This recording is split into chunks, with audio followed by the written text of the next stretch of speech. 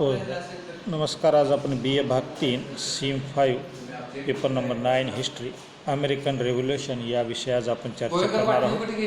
American राज्यक्रांतीची कारणे हा topic आपण आज समजून घेणार आहोत. अमेरिकन स्वातंत्र्य युद्धाची कारणमीमांसा पाहत असताना ती 50 ते 60 वर्ष मागे जाते. 17व्या शतकाच्या सुरुवातीपासूनच स्वातंत्र्यासाठी पूरक अशी पार्श्वभूमी तयार होत गेली. सप्तवार्षिक युद्धापूर्वी वसाहतीच्या कारभाराकडं राजा व पार्लमेंट यांचं फारसं लक्ष देता आलं नाही. या प्रदीर्घ कालखंडात या वसाहतीमधून भौतिक सांस्कृतिक प्रगती चांगलीच घडून आली होती. निरनिराळ्या स्थानिक संस्थांचा विकास होत गेला.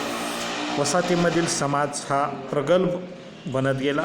या पार्श्वभूमीवर इंग्लंडचा शासनकर्ता मात्र वसाहतीच्या साधनसंपत्तीचा उपयोग इंग्लंडच्या उत्कर्षातच झाला पाहिजे यासाठी या विचारणीपासून तो लांब जाण्यास तयार होता. सप्तवार्षिक युद्धातून तर या युद्धात इंग्लंडचा जो प्रचंड खर्च झाला होता तो भरून काढण्यासाठी वसाहतीचा उपयोग करून घेण्याचे धोरण इंग्लंडच्या राज्यकर्त्याने अवलंबले. त्यामुळं अमेरिकन स्वातंत्र्य युद्धाच्या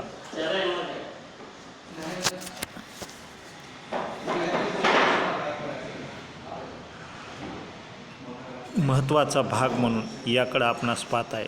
नंबर 1, अमेरिकन स्वातंत्र्य युद्धाची जी कारणे आहेत त्यामध्ये वसाहतीत स्वातंत्र्याची प्रखर जाणीव. वास्तविक पाहता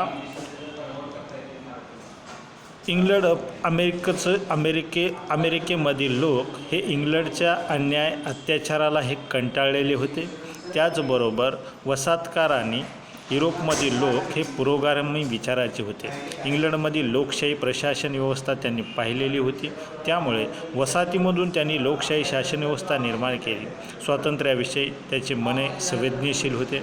आपले स्वातंत्र्य हे टिकून राहिले पाहिजे आणि मिळणारी सुरक्षाता त्यांना नको होती. इंग्रजांची दडपशाही सुरू होताच अमेरिकन लोकांनी त्याला विरोध करायला होता. वास्तविक पाहता अमेरिकन लोक हे वेगवेगळ्या स्वातंत्र्य विचारसरणीचे होते. त्यांनी बेकारीला कंटाळलेले होते. धर्मसत्तेच्या जोखंडातून मुक्त होऊ विचारणारे, व्यापार करू प्रचंड संपत्ती मिळवण्याच्या हेतूने ते वेगवेगळ्या विचारसरणीला विरोध करणारे होते. त्यामुळे एकंदरीत पाहता इंग्लंडच्या वसाहतवादी राजाला कंटाळलेले हे अमेरिकन लोक स्वातंत्र्य युद्धाला तयार झाले होते. क्रमांक 2, इंग्लंडला हवी असणारी बाजारपेठ. वास्तविक पाहता कच्चा असा माल 18व्या शतकात इंग्लंडमध्ये औद्योगिक क्रांती घडून आली. त्यामुळे इंग्लंडमध्ये अधिक उद्योगधंदे निर्माण झाले, कारखानदारी वाढली आणि कच्चा माल इंग्लंडला या अमेरिकन वसाहतीमधून मिळणार होता. तसेच निर्माण झालेला पक्का माल खपवण्यासाठी हक्काच्या बाजारपेठी हवी होती.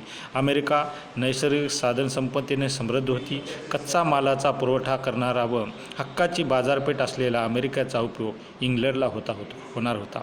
त्यासाठी इंग्रजांनी अमेरिकेवर अनेक निर्बंध लादून वर्चस्व निर्माण करण्याचा प्रयत्न केला होता. अमेरिकन लोकांनी याला विरोध केला आणि त्यातून संघर्षालाही सुरुवात झाली होती. क्रमांक 3, सप्तवार्षिक युद्धोत्तर परिस्थिती. या सप्तवार्षिक युद्धामुळे वसाहतीच्या पश्चिमेकडील मिसिसिपी नदीपर्यंतचा नुकताच इंग्लंडच्या हाती आलेला होता. हा सुपीक प्रदेश वसाहतकारांना खुला न करण्याचा निर्णय इंग्लंडने घेतल्यामुळे या प्रदेशाची अभिलेखी असलेल्या वसाहतकाराचा अपेक्षाभंग झाला. शिवाय ब्रिटिश पार्लमेंटने सप्तवार्षिक युद्धात झालेल्या कर्जफेडीकरिता वसाहतीवर अनेक प्रकारचे कर लादले. ते कर म्हणजे एक प्रकारे वसाहतकाराचे आर्थिक शोषण होते. त्यानंतर क्रमांक 4, ब्रिटिशांची जुलमी राजवट व अन्यायी कायदे. ब्रिटिशांनी अमेरिकन वसाहतीतून आर्थिक लूट केल्याचे दिसून येते. त्यासाठी प्रचंड प्रमाणात कर लादले, अन्यायी कायदे पास केले. या जुलमी कायद्यामुळे नागरिकाचे हक्क पायदळी तुडवले. इंग्रजाचे हे वागणे म्हणजे वसाहतकाराच्या स्वातंत्र्याची गळचेपी होती. नेगिवेशन ॲक्ट कॉमनवेल्थ 1651 साली नेगिवेशन ॲक्ट अंमलात आणला असून या निर्णय होणारा इंग्लंड किंवा वसाहतीच्या मालकीच्या जहाजातून नेणे हे अनिवार्य केले. त्यामुळे डचाची वाहतूकदारीवरील मक्तेदारी ही संपुष्टात आली. त्यानंतर 1764चा शुगर ॲक्ट, वसाहतीच्या संरक्षणासाठी लागणारा खर्च वसाहतीतून कराद्वारे गोळा होणाऱ्या पैशातून केला जाईल असे या कायद्याच्या प्रस्ताविकेत म्हटले होते. या नियमाद्वारे परदेशातून वसाहतीत आयात होणाऱ्या साखर, मदिरा, रेशीम इत्यादी वस्तूवर कर लादण्यात आले. त्यामुळं अमेरिकन लोकांच्या मनामध्ये असंतोष निर्माण झाला. पुढे 1765चा स्टॅम्प ॲक्ट, या कायद्यान्वये वृत्तपत्रे, ठेकापत्रे, करारपत्रे, तत्सम कागदपत्रावर रेन्यू स्टॅम्प्स लावणे बंधनकारक करण्यात आले. या सर्व व्यवहारासाठी ब्रिटिश स्टॅम्प लावणे वसाहतकारांना सक्तीचे करण्यात आले आणि त्यामुळं या ॲक्टच्या विरोधामध्ये संपूर्ण अमेरिकेमध्ये असंतोषाचं वातावरण निर्माण झालं आणि त्यातूनच अमेरिकन स्वातंत्र्य युद्धाची सुरुवात झालेली होती.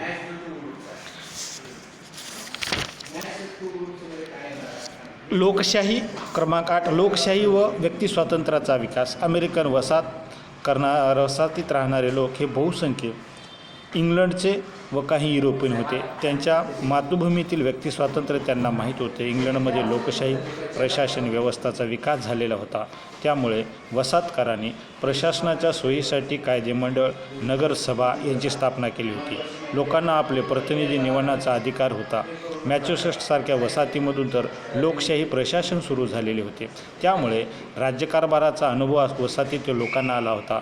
त्यामुळे ब्रिटिशांच्या जुलमी, अन्याय, अत्याचाराचा विरोध होणे हे साहजिकच झालेले होते.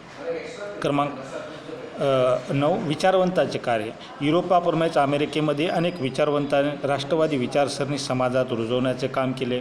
यामध्ये George Washington, Benjamin Franklin, Thomas Jefferson, Thomas pen, Patrick Henry, Sam's Adams यासारख्या राष्ट्रभक्त वसाहतीमधून तयार झाले. त्यांनी सर्व जनतेला राष्ट्रीय ऐक्याचे हक्क दिले. त्यांच्या त्यागामुळेच अमेरिकेमध्ये स्वातंत्र्य युद्ध हे यशस्वी झाल्याचं दिसून येतं. अमेरिकेतील नाविन्यपूर्ण समाज. क्रमांक 10, युरोपातील England, France, Holland, Portugal, Germany, Italy, Belgium, Ireland, Scotland इत्यादी देशातील लोक अमेरिकेत येऊन स्थायिक झालेले होते. त्यांची संख्या ही सर्वाधिक होती. या सर्व युरोपियन रेड इंडियन यांच्यात वर्णसंस्कार होऊन एक मिश्र समाज निर्माण झालेला होता. धर्म, संस्कृती, आचारविचार, जीवनपद्धती याच्यात भिन्नता असूनही या सर्वाच्या मिश्रणातून अमेरिकन समाज घडलेला होता. हे लोक क्रियाशील, उद्योगी होते.